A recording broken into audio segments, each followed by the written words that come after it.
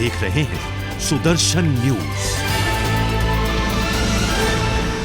नमस्कार, सुदर्शन न्यूज देख रहे हैं आप और मैं हूं आपके साथ ऐश्वर्या दुबे। बुलेटिन की शुरुआत करते हैं देश और दुनिया की तमाम बड़ी और अहम खबरों के साथ। बता दें कि देश में कोरोना पूरी तरह से बेकाबू हो गया है। हर रोज सामने आने वाले जो नए मामलों की संख्या है वो बढ़ती ही जारी है। गुरुवार को कोरोना वायरस संक्रमण के रिकॉर्ड 3,86,000 से भी ज्यादा दर्ज किए गए हैं। इसके साथ ही संक्रमण में कुल मामलों की अगर हम संख्या देखें तो बढ़कर 1,27,54,000 के आसपास ये मामले पहुंच गए हैं। पिछले कुछ दिनों से ही स्थिति लगातार चिंताजनक बनती जा रही है। सरकार कोरोना से मुकाबले के लिए वैक्सीनेशन पर ज्यादा जोर दे रही है, तो लेकिन टीकों की कमी से यहां मुमकिन नहीं हो पा रहा है। बता दें कि केंद्रीय स्वास्थ्य मंत्रालय की वेबसाइट के मुताबिक देश में उपचाराधीन मरीजों की संख्या जो है वो 30 लाख के पार पहुंच गई है और मौत के आंकड़ों की हम बात करें तो गुरुवार को 3,500 से भी ज्यादा लोगों की जान कोरोना की वजह से गई है। इसके साथ ही घातक बीमारी के मृतकों की संख्या जो है वो 2 लाख के पार पहुंच चुकी है। हालांकि बुधवार के आंकड़ों से यदि तुलना करें तो गुरुवार को थोड़ी राहत दिखाई दी। बुधवार को 24 घंटे के दौरान 3,600 के आसपास जो मामले हैं वो दर्ज की गई थी और गुरुवार को ये आंकड़े घटकर 3,501 पर आ गया। तो लगातार बेकाबू होती जा रही है कोरोना की रफ्तार। बीते 24 घंटे में करीब 4 लाख के पास मामले जो है वो पहुंच चुके हैं। संख्या जो है बढ़ती ही जा रही है, जो कि एक काफी ज्यादा चिंताजनक विषय है। लेकिन सुदर्शन न्यूज आपसे हमेशा से ये कहता आ रहा है और आगे भी कह रहे हैं हम कि आपको डरिए मत, कोरोना से लड़िए, डरिए मत, इसे मिलकर हिम्मत के साथ इसको मात दीजिए। सबसे बेहतर प्रिकॉशंस ये ले सकते हैं आप कि हमेशा अपने हाथों को सैनिटाइज करते रहें, मास्क प्रॉपर तरीके से पहने रहें, अपने आप को प्रोटेक्टेड रखें।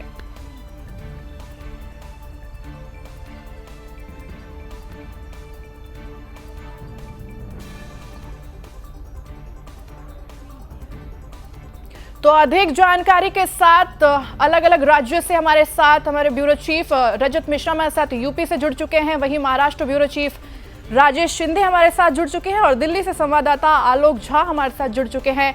रजत, सबसे पहले आपके पास आना चाहेंगे, रुख करेंगे यूपी की। क्या वाकई में हालात जो है यूपी में बहुत ज्यादा खराब होते जा रहे हैं? क्योंकि विपक्ष लगातार ये सवाल उठा रहे हैं कि बीजेपी शासित प्रदेश में जब बीजेपी के खुद एमपीज और एमएलएज ही संक्रमित पाए जा रहे हैं और उन्हें प्रॉपर तरीके से इलाज नहीं मिल पा रहा है, तो आम इंसान तो बहुत ही दूर है यहाँ।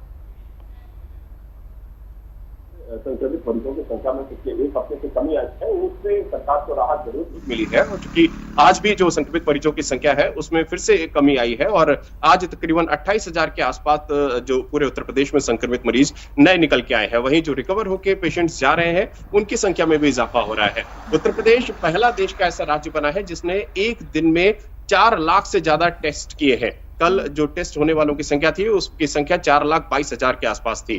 तो ये अपने आप में एक इस तरफ इशारा करता है कि सरकार कितनी तैयारियों के साथ इस पूरे संक्रमण से निपटने के लिए लगी हुई है। हाँ, ये बात जरूर है कि जो मेडिकल इंफ्रास्ट्रक्चर है उत्तर प्रदेश में वो जनसंख्या के अनुपात में उतना अच्छा नहीं है और लिहाजा जो दिक्कतें हैं वो लोगों को उसका सामना करना पड़ रहा है। और विपक्ष के जहां तक ट्वीट्स की बात करें या विपक्ष के बयानों की बात करें, वो ये साफ करती है कि विपक्ष किस तरीके की नकारात्मक राजनीति इस समय कर रहा है। क्योंकि सरकार लगातार इस बात की अपील कर रही है कि इस समय नकारात्मकता छोड़नी चाहिए और सकारात्मक राजनीति के साथ इस समय विपक्ष को सामने आना चाहिए। लगातार ये सवाल भी उठ रहा है कि जिन अस्पतालों को बनाने का जो दावा है वो बार बार अखिलेश यादव कर रहे हैं, उन अस्पतालों में वो मेडिकल इंफ्रास्ट्रक्चर जो उनकी सरकार में आ जाना चाहिए था वो क्यों नहीं आया? अगर वो आया होता तो सरकार को इतनी जो उलझने हो रही हैं, सरकार को इतनी जो समस्याएं इस समय हो रही हैं, शायद उन समस्याओं का सामना ना करना पड़ता। लेकिन जिम्मेदारी योगी सरकार की भी है क्योंकि योगी सरकार पिछले तकरीबन 4 सालों से उत्तर प्रदेश में काम कर रही है और पिछले 4 सालों में जो मेडिकल इंफ्रास्ट्रक्चर जितनी तेजी से बढ़ना चाहिए था शायद उतनी तेजी से नहीं बढ़ा और इसी का असर इस समय उत्तर प्रदेश में मरीजों को देखने को मिल रहा है। फिलहाल कोशिश यही की जा रही है कि जो 1 मई से वैक्सीनेशन की ड्राइव शुरू होनी है उसमें ज्यादा से ज्यादा लोगों को वैक्सीनेट किया जाए और एलोपैथिक डिपार्टमेंट के साथ साथ जितने अन्य विभागों के डॉक्टर हैं, चाहे वो होम्योपैथी के हो, चाहे वो आयुर्वेद के हो या फिर यूनानी पद्धति के हो, उन सारे डॉक्टर्स को इस समय ग्राउंड पर उतारा जाए। कल भी योगी आदित्यनाथ ने जो आयुष विभाग के डॉक्टर हैं उनसे बात करी थी और 1000 डॉक्टरों की एक बड़ी फोर्स योगी आदित्यनाथ ने तैयार करके टेली कंसल्टिंग के माध्यम से उन लोगों को मदद पहुंचाने के लिए सीएम ने निर्देश दिए हैं जो लोग होम आइसोलेशन में इस समय रह रहे हैं। तो होम्योपैथी हो, एलोपैथी हो या यूनानी पद्धति हो या फिर कोई और किसी भी माध्यम से अगर मरीजों को मदद मिल सकती है तो वो मदद मरीजों को मिलनी चाहिए। इसके ऊपर लगातार काम किया जा रहा है। तो ये सारी तैयारियां इस समय प्रदेश में की जा रही हैं और वैक्सीनेशन ड्राइव के लिए काफी ज्यादा इस समय सरकार सजग है और इसके लिए स्पेशल इंस्ट्रक्शंस दिए गए हैं कि जो नॉन कोविड अस्पताल है, जहां पर कोविड के मरीज भर्ती नहीं है, उनका ज्यादा से ज्यादा इस वैक्सीनेशन ड्राइव में प्रयोग किया जाए। क्योंकि अगर नॉर्मल व्यक्ति कोई वैक्सीन लेने के लिए पहुंचता है और अगर वहां पर उसको कोविड का संक्रमण होने का कोई खतरा हो सकता है, अगर वो किसी कोविड अस्पताल में इस बात के लिए जाता है, तो उसको विशेष तौर पर देखा जा रहा है और कोशिश की जा रही है कि नॉन कोविड अस्पताल जो इसमें क्रियाशील नहीं है उनका ज्यादा से ज्यादा प्रयोग किया जाए और उनका इस्तेमाल करके लोगों को वैक्सीन दी जाए। जी रजत, नजर बनाए रखिएगा, आपके पास जल्द लौटेंगे। आलोक, आपके तरफ रुख करना चाहेंगे। आलोक, आज आम आदमी पार्टी के जो एक विधायक है, नेता है, उनका ये बयान सामने आया है, शोएब इकबाल का ये बयान सामने आया है कि अब हमारे हाथों में स्थिति नहीं है, हम नियंत्रण में नहीं कर सकते इस केसेस को, अब राज्य में राष्ट्रपति शासन जो है वो लागू होनी चाहिए। हाईकोर्ट में उन्होंने ये अपील किया है। तो क्या जानना चाहेंगे, जो 2.5 करोड़ जनता है, दिल्ली की 2.5 करोड़ जनता ने क्या आज इसी दिन के लिए इनको सत्ता में लाई थी, इसी दिन के लिए वोट दिया था इन्होंने? देखिए, शोएब इकबाल से जब हमारी बात हुई इस बयान को लेकर, तो शोएब इकबाल ने ये दिखाई दिया है कि उन्होंने इस संदर्भ में कहा था कि दिल्ली में जो हेल्थ सिस्टम है, जो केंद्र सरकार का सहयोग मिलना चाहिए था, और जिस तरह से ऑक्सीजन की कमी को लेकर लगातार दिल्ली सरकार केंद्र सरकार पर आरोप लगाती रही है कि दिल्ली को आधे से कम ऑक्सीजन मिल रहा है। उसी संदर्भ में शोएब इकबाल ने ये कहा था कि अगर केंद्र सरकार चाहती है तो वो राष्ट्रपति शासन लगा दिया जाए। जब शोएब इकबाल से हमारी बात हुई तो उन्होंने ये कहा। देखिए, जिस तरह से कोरोना की स्थिति दिल्ली में लगातार बनी हुई है और कल पिछले 24 घंटे में जो है 24,000 से ज्यादा मामले आए और 375 से ज्यादा डेथ जो है वो पिछले 24 घंटे में कोरोना को लेकर हुआ है। और दिल्ली सरकार लगातार ये आरोप लगा रही है। कल खुद दिल्ली के सीएम जो है अरविंद केजरीवाल, उन्होंने भी ट्वीट किया था और बाकायदा आम आदमी पार्टी की तरफ से एक कॉन्फ्रेंस भी हुआ था। उसमें पूरे स्टैटिस्टिक्स के साथ ये कहा गया कि हमारी जो जरूरत है वो लगभग जो है 800 मैट्रिक टन ऑक्सीजन की है, जबकि मिल रहा है 400 से भी कम। तो ऐसे में आम आदमी पार्टी ये आरोप लगा रही है कि अगर आपको ऑक्सीजन सप्लाई दिल्ली को नहीं देना है तो इससे अच्छा है कि दिल्ली की जनता के भले के लिए आप जो है राष्ट्रपति शासन लगाइए और उससे हाथ मिले लीजिए, क्योंकि लगातार इस पर राजनीति हो रही है। तो इसी संदर्भ में शोएब इकबाल ने जो है वो ये हाईकोर्ट में या फिर कहिए इस बयान को दिया है। जहाँ तक दिल्ली की स्थिति की बात करें तो लगातार जो है कल भी दिल्ली के सीएम अरविंद केजरीवाल ने न सिर्फ बल्कि आगे किस तरह से बेड बढ़ाए जा सकते हैं, ऑक्सीजन बेड की संख्या क्योंकि काफी किल्लत हो रही है और ऑक्सीजन बेड की संख्या काफी बढ़ रही है कि मांग काफी बढ़ रही है। तो कल ही दिल्ली के सीएम अरविंद केजरीवाल ने एक मीटिंग की थी और मीटिंग के अंदर ये निर्णय हुआ है कि 15 तारीख तक दिल्ली में लगभग कई हजार ऑक्सीजन बेड जो है वो ऐड किए जाएंगे इन तमाम हेल्थ फैसिलिटी के माध्यम से। और खुद एमसीडी भी ये प्रयास कर रही है। गिरिराज जयप्रकाश उन्होंने भी 2 से 3 दिन के अंदर बालकराम हॉस्पिटल में ऑक्सीजन बेड समेत जो है कोविड सेंटर बनाने की बात कही है।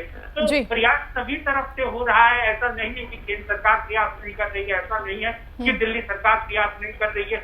ये लहर क्योंकि इतना तीव्र और इतना एक तरह से कहिए इसका संक्रमण रेट जो है इतना ज्यादा है कि अभी जो है कोई भी सरकार की कोई भी कोशिश जो है पूरी पड़ती हुई दिखाई नहीं दे रही।